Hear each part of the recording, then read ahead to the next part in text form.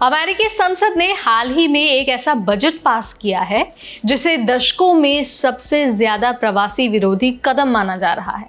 इस कानून में 1,70,000 करोड़ रुपए सिर्फ देश से लोगों को निकालने पर खर्च किए जाएंगे और कानूनी तरीके से आए जो इमिग्रेंट्स हैं उनके लिए भी सरकारी सुविधाएं लगभग बंद कर दी जाएंगी।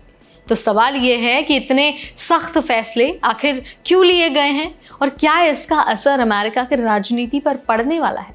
आज इन्हीं क्वेश्चंस का आंसर हम आपको देने वाले हैं इसी वीडियो में बहुत आसान भाषा में। नमस्कार, मेरा नाम है नेहा उपाध्याय और आप देखना शुरू कर चुके हैं एनबीटी टेक एड। तो भाई सबसे पहले समझिए कि इस नए कानून में हुआ क्या है। तो देखिए, इस मेगा बजट में 170 अरब डॉलर सिर्फ इमिग्रेंट्स को निकालने यानी कि मास डिपोर्टेशन पर खर्च किए जाएंगे।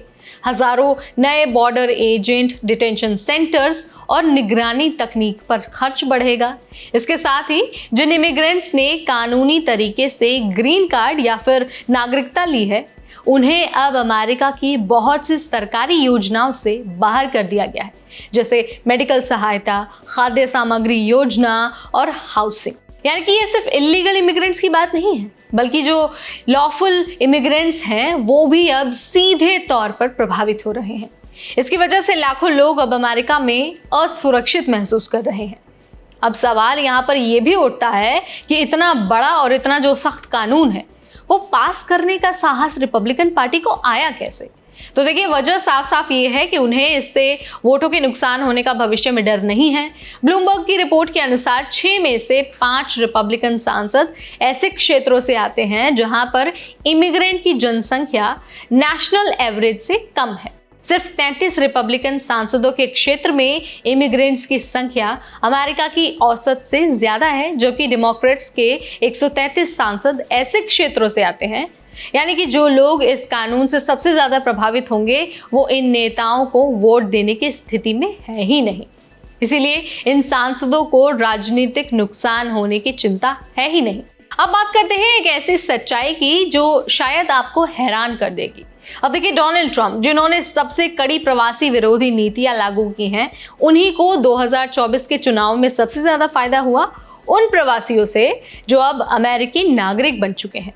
प्यू रिसर्च के अनुसार हर प्रमुख प्रवासी समूह, चाहे वो पढ़ा लिखा हो या फिर कम पढ़ा लिखा हो, पुरुष हो, महिला हो, एशियन हो, हिस्पैनिक हो या फिर अफ्रीकन मूल के हो, सभी ने 2020 के मुकाबले 2024 में ट्रंप को ज्यादा समर्थन दिया है।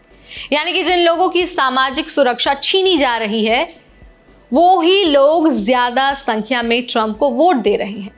ये एक राजनीतिक विरोधाभास है और अमेरिका की राजनीति में ये एक नया और उलझा हुआ मोड़ है। अब जरा आंकड़ों पर नजर डालते हैं। तो देखिए, 1960 में अमेरिका की आबादी में सिर्फ 5% लोग विदेश में पैदा हुए थे। 2023 में यह आंकड़ा बढ़कर 14.3% हो गया, यानी कि लगभग हर 7वां व्यक्ति विदेश से आया हुआ है। इतिहास में सिर्फ 2 बार ऐसा हुआ था, 1890 और 1910 में, जब अमेरिका में इमिग्रेंट्स की संख्या इतनी ज्यादा थी। इसका मतलब साफ है, अमेरिका अब पहले से कहीं ज्यादा डाइवर्स हो चुका है। लेकिन जिन क्षेत्रों में रिपब्लिकन सांसद जीतते हैं वहां ये बदलाव पहुंचा ही नहीं है। इसीलिए वो इसे खतरे की तरह देखते हैं और कानूनों के जरिए इस बदलाव को रोकना चाहते हैं। तो भाई, इस पूरे मामले की सच्चाई यही है कि अमेरिका बदल रहा है और देश ज्यादा डाइवर्स हो रहा है। लेकिन जो लोग सत्ता में हैं वो उन बदलावों से बचे हुए इलाकों से आते हैं। इसीलिए ये जो कठोर कानून है ये बनाते वक्त उन्हें जमीनी विरोध का डर नहीं है। पर सवाल ये है कि क्या ये नीति लंबे समय तक चल पाएगी, क्योंकि आने वाले टाइम में अमेरिका की आबादी में प्रवासी नागरिकों की संख्या और ज्यादा बढ़ेगी और भविष्य में चुनाव जीतने के लिए किसी भी पार्टी को उनका समर्थन चाहिए ही होगा, चाहे वो डोनाल्ड ट्रंप हो या फिर कोई और। तो इस वीडियो में फिलहाल इतना ही। आई होप इस वीडियो ने आपके नॉलेज में इजाफा किया होगा। पसंद आया वीडियो तो इसे लाइक और शेयर करना बिल्कुल न भूलें। ऐसे अपडेट्स के लिए stay tune to NBT tech add.